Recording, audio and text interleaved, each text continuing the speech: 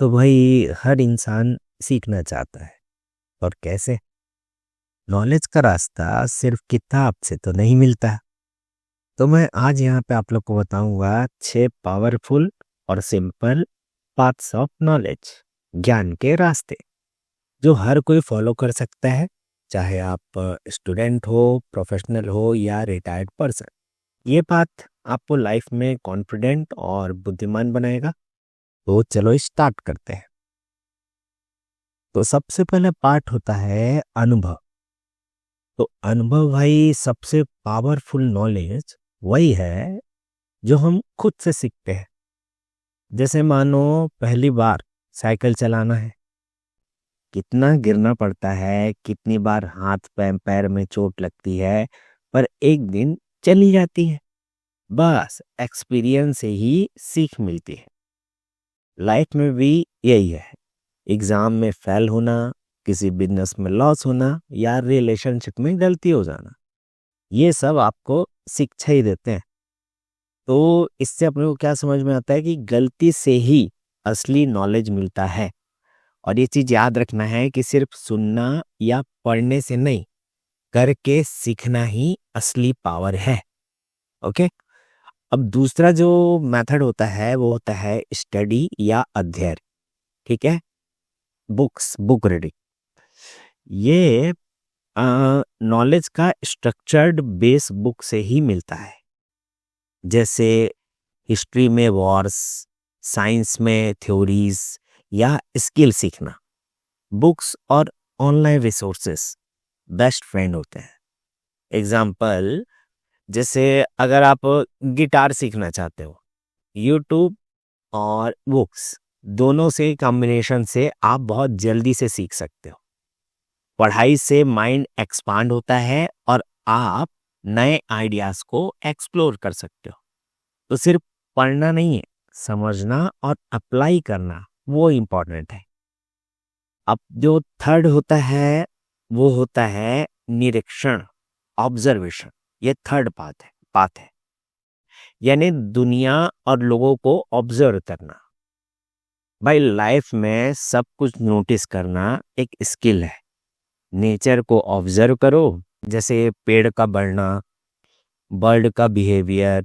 लोगों को ऑब्जर्व करो, उनके रिएक्शन और चॉइसेस। जैसे टीचर क्लास में कैसे समझाते हैं या फ्रेंड का रिस्पांस कैसे आता है जब आप हेल्प करते हो। ऑब्जर्वेशन से सबटल नॉलेज मिलता है जो बुक में नहीं लिखा होता है ना। आप हर मूवमेंट से सीख सकते हो, बस आंख और माइंड को ओपन रखना है। चौथा जो पाथ होता है वो होता है चर्चा, यानी डिस्कशन, कन्वर्सेशन। भाई दूसरे के व्यूज और एक्सपीरियंस सुनने से लाइफ का ये आपको ना बहुत हेल्प करेगा। ये लाइफ का एक टाइप का शॉर्टकट है ना। जैसे मैं आपको बता रहा हूँ, ये मेरा अनुभव है, एक्सपीरियंस है, ये आप पहले ही जान जाओगे तो जितना टाइम मेरे को लगा आपको नहीं लगेगा, है ना। तो आपको उसको हेल्प मिलेगा, बट आपको उसको प्रैक्टिकल करके चेक करना है और जो काम नहीं किया उसको फेंक देना है। ठीक है। पर आपको मेन सोर्स, आपको बस ध्यान रखना है कि आप सुन कहाँ से रहे हो। ठीक है। और जैसे ही आप अपनी गलती मानने लग जाते हो, हर चीज अपने ऊपर डालने लग जाते हो ना, तो आपको बहुत जल्दी जल्दी समझ में आने लगता है। तो इससे अपने को क्या समझ में आता है कि हमको ना हमेशा ओपन माइंडेड रहना चाहिए। और दूसरे का प्रोस्पेक्टिव सीखने से हमारा जो सोच होता है ना वो और बड़ा होता है। जैसे आप सुनोगे, जैसे आप मेरी बात को सुनोगे तो आपको एक नया व्यू मिलेगा, है ना। अब आप देख रहे हो, आप आज तक ना फ्रंट व्यू सुनोगे, टॉप व्यू, है ना, और साइड व्यू।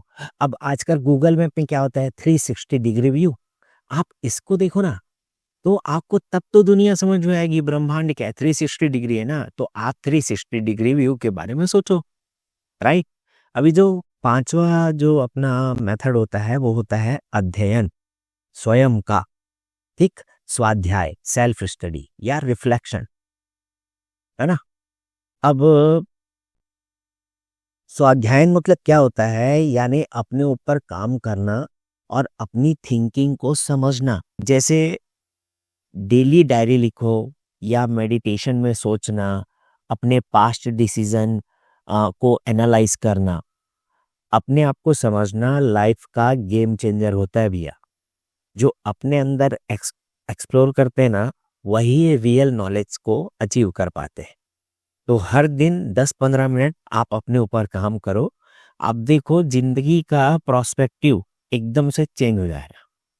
अब जो आखिरी सिक्स्थ, ये बहुत ज़्यादा कंफ्यूजिंग है क्योंकि इसके बारे में बहुत ज़्यादा इंफॉर्मेशन अवेलेबल हो गया है ध्यान के बारे में, क्योंकि सबसे इजी है ना, इसीलिए आप कुछ ही बोल सकते हो ध्यान के बारे में, सब कुछ बोल सकते हो, ध्यान ही तो है यार सब कुछ। ठीक है, तो ध्यान, मेडिटेशन, फोकस थिंकिंग, ध्यान जैसे माइंड को कंट्रोल करके डीपर, जो माइंड को कंट्रोल करने से ना आपकी अंडरस्टैंडिंग है वो और डीपर हो जाती है ना। जैसे 5 मिनट का मेडिटेशन भी आपके माइंड को फ्रेश करता है और नए आइडियाज जनरेट होते हैं। ठीक है, जैसे एक आइडिया पर आप 10 मिनट का डीप फोकस करो, कभी सिंपल प्रॉब्लम का क्रिएटिव सॉल्यूशन मिल ही जाता है जो नॉर्मल थिंकिंग में नहीं मिलता। अब ये फोकस करना लोग समझ नहीं पाते, कुछ नहीं करना है भाई। जैसे कोई भी प्रॉब्लम आया ना, उसको मन में से प्रॉब्लम को रिपीट करो। प्रॉब्लम ही, अरे भाई प्रॉब्लम है तो सॉल्यूशन कहाँ से आएगा? प्रॉब्लम जहाँ से आया है तो समझ नहीं आ रहा है, कुछ नहीं करना है। जो भी प्रॉब्लम है ना, उसी को बार बार रिपीट करते रहो, आंख को बंद कर लो, बार बार बोलो, बार बार बोलो। प्रॉब्लम को ही पूरा छेद दो उसको। कैसे सोचोगे? उसी को बार बार देखो, वो आंसर देगा। क्या होता है ना, किसी को आप मतलब आपके फोकस का इतना खतरनाक चीज होता है ना, हाँ, वो ना किसी को भी का भेदन कर देता है, और आपके पास बुद्धि ऑलरेडी आप डेवलप कर ही डालो, है ना। तो इसको आप ध्यान रखो। तो ये पूरे जो मैं आपको भी बताया 6 तरीका, कंक्लूजन एक बार फिर से एक बार रिपीट कर लेते हैं। तो पहला है अनुभव, दूसरा है अध्ययन, तीसरा है निरीक्षण, चौथा है चर्चा, पांचवा है स्वाध्याय, और छठवा है ध्यान। तो ये सब थ्योरी नहीं है, जो भी बताए एकदम प्रैक्टिकल टूल्स है अपनी लाइफ को स्मार्टर और वाइजर बनाने के लिए। राइट, हर पाथ डेली लाइफ में आप अप्लाई कर सकते हो, एक साथ नहीं but step by step implement करना स्मार्ट मूव होगा मेरे हिसाब से। Experience, study, observation, discussion, self study, meditation, ये ये पूरे का कॉम्बो आपको मतलब अलग ही फील होगा। ठीक है, लोग आपको बताएंगे कि आपको देख के उनको कैसा फील हो रहा है, उनको आपको समझ में आएगा। ठीक है, तो अगर जो ज्ञान के रास्ते हैं, अगर आपको सीखना है ना, तो ये हर किसी के लिए जरूरी है वैसे तो सीखना। और ये 6 सिंपल तरीके हैं, आप ना पहले देखो कि आप किस तरीके से सीख रहे हो, ताकि ना आपको क्लियर पता चल जाए, है ना। जितना दूरी बनाओगे ना हर चीज से, उतना क्लियरिटी आएगा। जितना क्लियरिटी आएगा उतना ज्यादा आपका टाइम सेव होगा। आप फालतू चीज नहीं करोगे ना, क्योंकि आप क्लियर हो। राइट, तो ओके, इतना काफी है।